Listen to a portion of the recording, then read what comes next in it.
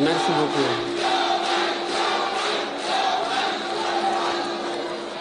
Merci beaucoup. Je voudrais à mon tour aussi me joindre aux nombreux témoignages sur le président Abdoulaye Wade pour confirmer peut-être tout ce qui a été dit par ceux qui ont pris la parole pour l'histoire. Je l'ai eu au téléphone il y a quelques jours pour m'enquérir de son état de santé. Et sa réponse traduit tout ce que l'on connaît du président Abdoulaye Wade. J'ai eu l'impression d'écouter un homme qui a encore 30 ans et qui a toutes de grandes choses encore à accomplir. Il m'a dit, à part tant que metti yenn saay daal maa ngi ci forme bu baax.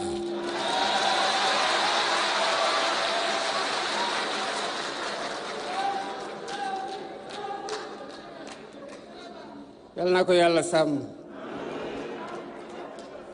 Monsieur le Premier ministre, Mesdames, Messieurs les ministres, honorables députés, Madame Sindiély Wade est membre de la famille du président Abdoulaye Wade. Monsieur Sidi Tchemoko Touré, vice-président de l'Internationale libérale. Mesdames, Messieurs les responsables et militants du Parti démocratique sénégalais. Mesdames, Messieurs les membres du corps diplomatique, notabilités religieuses et coutumières, distingués invités, Mesdames, Messieurs. Je voudrais un moment vous emprunter votre imagination. Imaginez donc un enfant qui ouvre les yeux dans le Sénégal des années 80, des années 20 plutôt, à quelques encablures d'une guerre qui aura meurtri le monde et que notre continent a payé de son sang.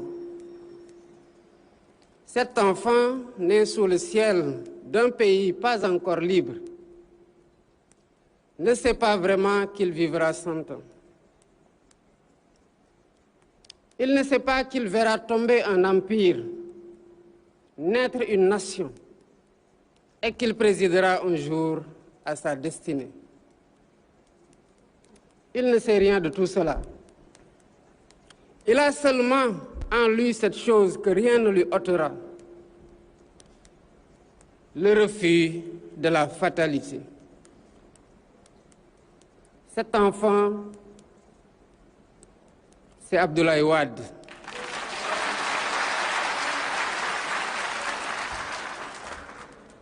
Et nous voici réunis un siècle plus tard pour lui dire ce qu'un peuple dit rarement à ces grands hommes à cet âge et de leur vivant. Nous voici réunis pour lui dire que nous sommes reconnaissants.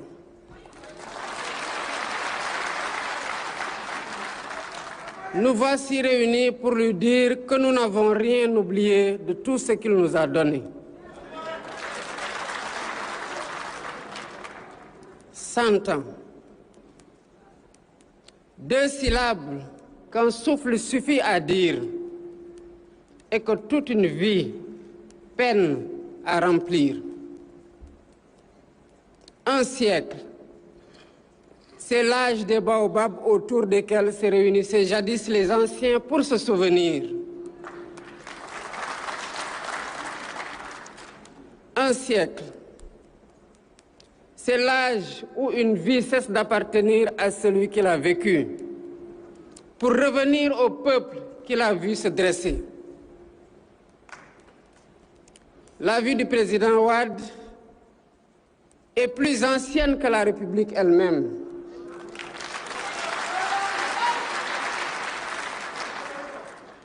Wade était là quand ce pays n'était encore qu'une promesse dans la bouche de quelques hommes et femmes qui refusaient d'y renoncer. Voilà pourquoi j'ai accueilli avec gratitude la délégation du Parti démocratique sénégalais, venue solliciter mon haut patronage pour la célébration de ce centenaire. Mais je veux le dire d'emblée et le dire avec le cœur. Cet hommage déborde de toutes parts le cadre d'un parti.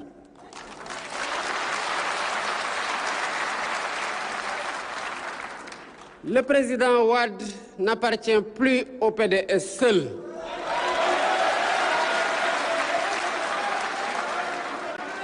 Ni à ceux qui l'ont aimé, ni même à ceux qui l'ont combattu. Il appartient au patrimoine de notre nation. Et c'est en notre nom à tous, par-delà les familles politiques et les fidélités d'un jour, que je m'adresse à lui. Je ne dresserai pas ici le bilan d'une vie, car elle est trop vaste pour une matinée. Et l'histoire qui, mieux que nos juges, s'en chargera à son temps. Je voudrais seulement, devant notre jeunesse surtout, m'arrêter sur quelques-unes de ses vertus, non pas pour les admirer dans le passé comme l'on visite le monument de la Renaissance, mais parce qu'elles ont pour notre temps quelque chose à nous enseigner. La première vertu du président Wade est la patience.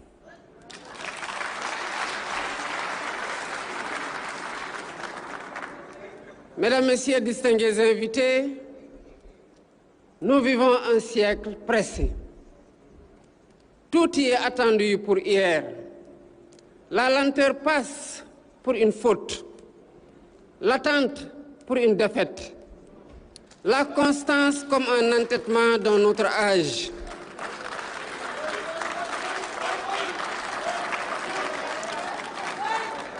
La vie du président Wade dit exactement le contraire. 4 fois, il s'est présenté au suffrage de ses compatriotes.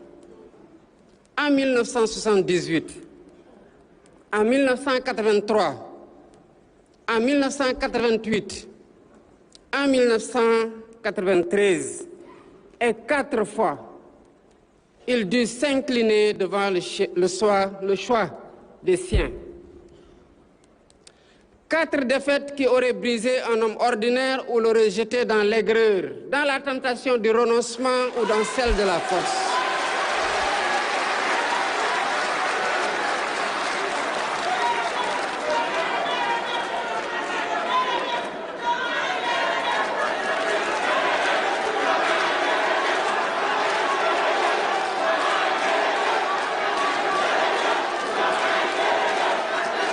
Merci beaucoup. Merci. De ces 4 défaites,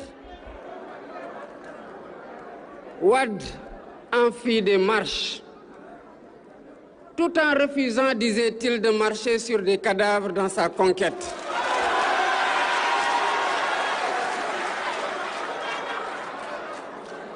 À chaque revers,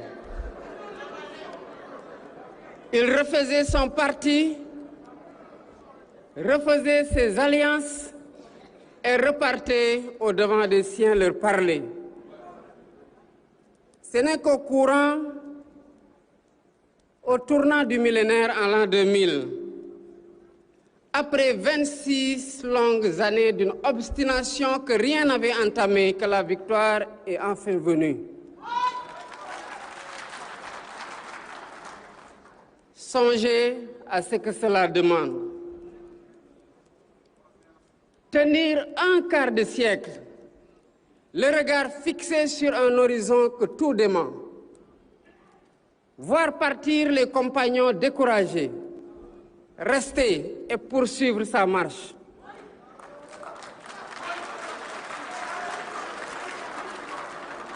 Faire de la patience une forme haute de courage, car il est plus difficile d'attendre sans faiblir que de céder à l'empressement d'un jour.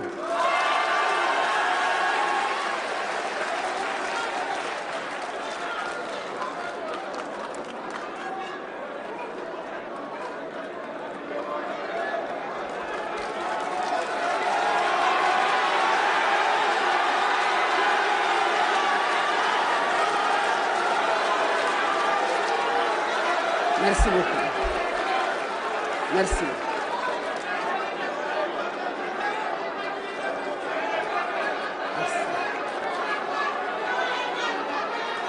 Merci. Merci. À la jeunesse à qui notre époque promet sans cesse que tout est facile et que tout est dû, cette vie, celle de Wade, enseigne une vérité plus rude et plus belle. Cette vérité, c'est que rien de durable ne naît dans la précipitation.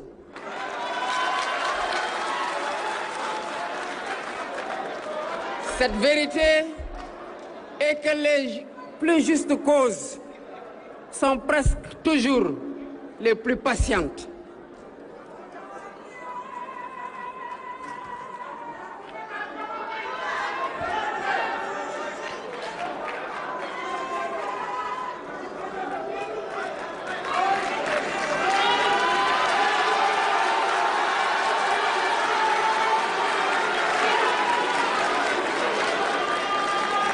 Merci beaucoup.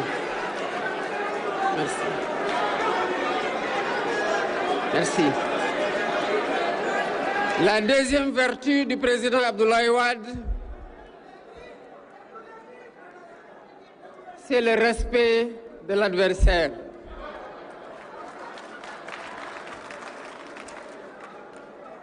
Mesdames, Messieurs, distingués invités, le combat du président Wade fut rude. Il connut la prison, la suspicion, les procès, l'exil intérieur de l'opposant que l'on cherche à faire taire. Ce furent des années de braise dont nous ne devons rien oublier, ni les épreuves endurées, ni les sacrifices de tant de Sénégalais sans nom qui ont payé eux aussi le prix de notre démocratie. Souvenons-nous-en, non pour ouvrir des plaies, mais pour mesurer ce que nous avons fini par tenir pour acquis. Senghor, son premier grand rival, le surnommé Ndiombor. C'est l'animal, dit-on, le plus rusé de nos contes et légendes. Mais ne nous y méprenons pas. Il y avait dans cette malice plus de connivence que de mépris. Il y avait de la reconnaissance entre deux intelligences qui se mesuraient et qui se respectaient. On a parfois voulu le peindre en homme de rupture, en tempérament de la radicalité. C'est peut-être l'avoir mal connu.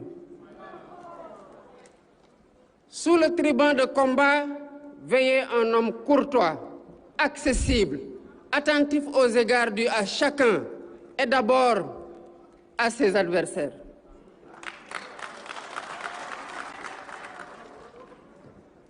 Au plus fort d'une campagne dont il pressentait déjà l'issue heureuse, il prit le temps d'aller saluer la mère de son rival, le président Abdou Diouf. Longue vie et santé à cette autre grande figure de notre République. Rien ne l'y obligeait, et c'est pour cela justement que le geste dit tout. Le geste du président Wade dit qu'on peut vouloir l'emporter sans humilier. Le geste dit que le respect d'un homme survit à l'affrontement des idées. puis vint l'année 2000. Ce soir-là, le Sénégal offrit au monde une leçon dont peu de nations peuvent se prévaloir. Au seuil de la défaite, le président Abdou Diouf ne contesta rien. Il ne retint rien. Il reconnut la victoire de son adversaire. Simplement, elle lui tendit la main. Ce geste est celui de Wade, qui le reçut sans esprit de revanche, épargnant au pays les convulsions que tant d'autres ont connues à pareille heure. Deux hommes que tout opposait le devoir sacré de garder, puis de transmettre intact. Car la démocratie n'est pas un butin que l'on arrache et que l'on garde jalousement.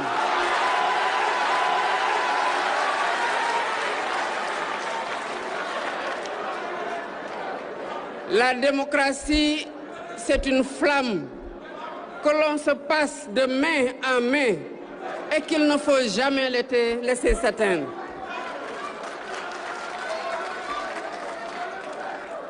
Wade nous enseigne que l'adversaire d'aujourd'hui n'est pas un ennemi. C'est un compatriote bienveillant qui voit le pays autrement et avec lequel il faudra, une fois le combat terminé, continuer d'habiter en paix la même maison Sénégal.